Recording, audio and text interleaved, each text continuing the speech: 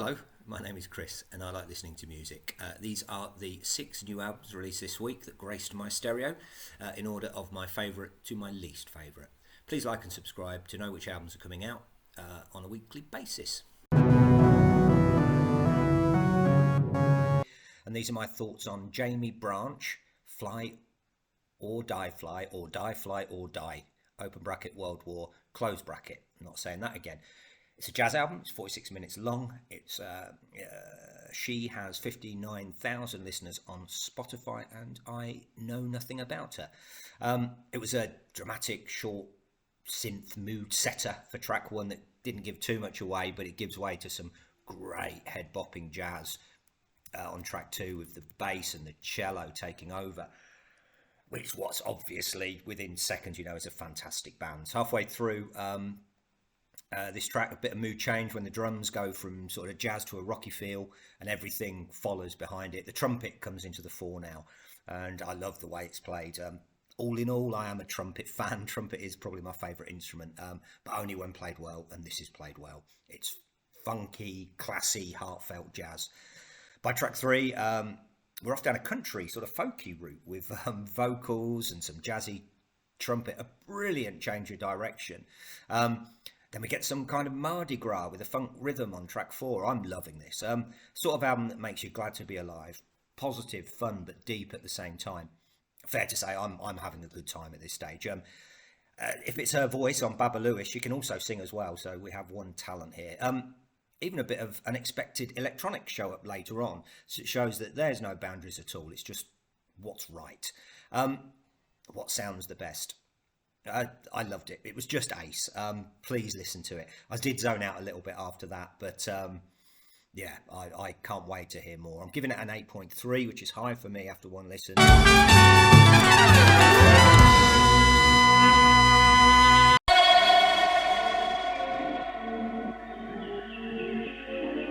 These are my thoughts on Diego Raposo, Yo No Ria, Así Paro de Ahora en Adelante, which is an electronic album, 30 minutes long, 19,000 listeners on Spotify. Knew nothing about them.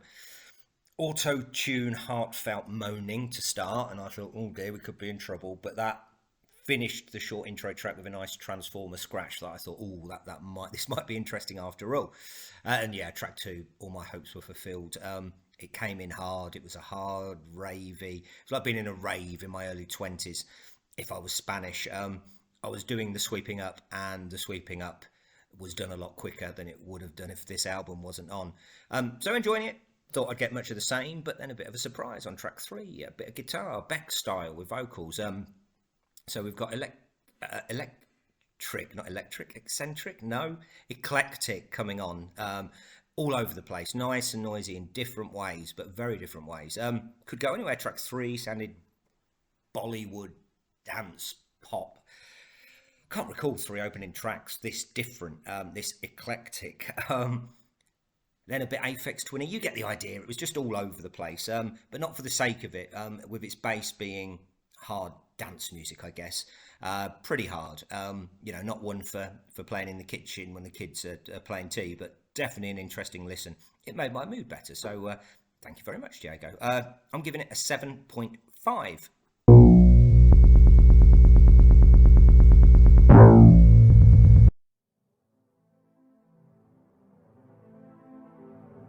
These are my thoughts on A Giant Dog Bite, which is a rock album, 35 minutes long, and they have 35,000 listeners on Spotify. Knew nothing about them.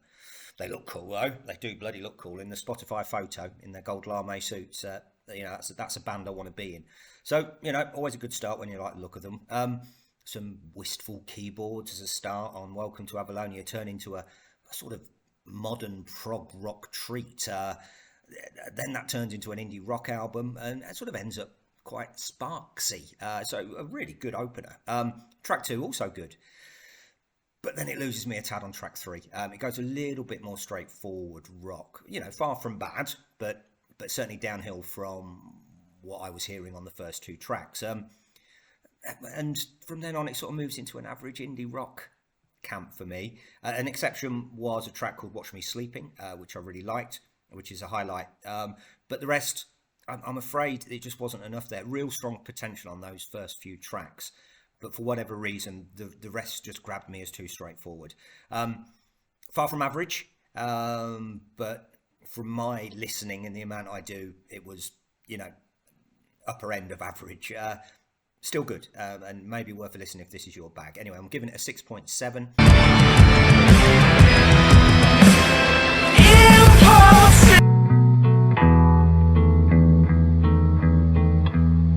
These are my thoughts on the album by Ruth Garbus called Alive People, which was sort of a folky, indie, and potentially ill-advised electronic album. 39 minutes long, 4,735 listeners on Spotify, so a good one to buy shares in. And what a great start. Didn't type anything, just too absorbed with the music on the first song. Sort of a quick spoken 6-second intro into a beautiful folky guitar. The opening lines, I wrote this melody in my studio so I could play the tune just for you, just had me hooked, and I was reeled in, and it was a fantastic journey after that. Track 3 started with a drum machine, which disappointed me a bit. I usually want eclectic albums, but I wanted 39 minutes of what I'd just heard. And the song was really quite poor after such a good opener. Sort of early Portishead demo without the voice that goes on without doing anything. But thank God, back to the guitar then. And, I'm finding it interesting, quite Bell and Sebastian, but the next track was, but better than anything they've done in some time. All very beautiful, but I'm thinking about why did they have this electronic song, especially that early in an album. After a bit of Googling, it's sort of a live album, I believe, so maybe that's a reason. And this new fact gave me a bit of sort of a new, fresh way of listening to it as a live album. And I enjoyed it a little bit more. The drum machine is back later and sounding a lot better. All in all, an enjoyable 39 minutes, and hope to meet you on an album again in the future, Ruth. I'm giving it a 6.6. I wrote this melody in my studio.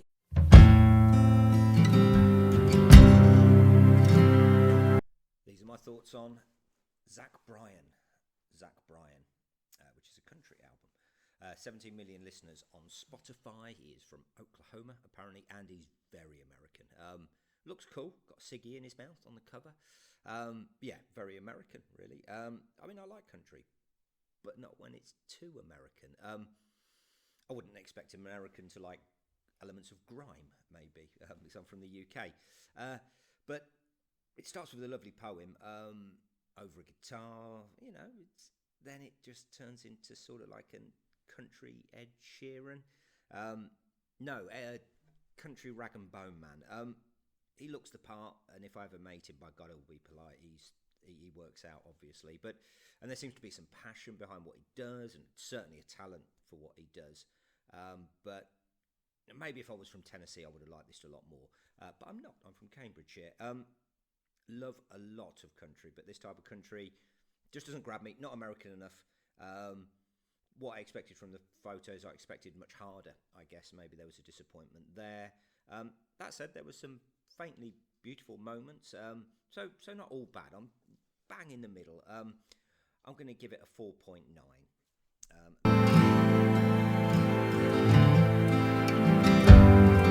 Big Zephyr. These are my thoughts on the album by Burna Boy called I Told Them, which was a pop rap auto-tune album. 41 minutes long. 90 million listeners on Spotify. One of the biggest names in African pop, apparently. I did listen to African Giant back in 2019 and didn't like it very much. I've learned you can often judge an album by its cover, and I didn't like this cover. You get to know what type of hip-hop might come out of a cover like this, and I like a bit more mystery. But sometimes irony can kick in, so you never know. Track 1 was pretty much what I expected and presumed. There was going to be no irony involved. African-tinged reggae, auto-tune, pop-twinged R&B rap. All genres I love, apart from auto-tune, but not in this package. Until the last 30 seconds of the first or second track, when RZA comes in And that's as good as 30 seconds as hip hop as I've heard for a long, long time. The man can still deliver, RZA that is. Then more of the same that I hoped it wouldn't be, already getting a little bored and wanted it to end. I'm learning the more I like something, the less Spotify listeners they have. But there we go.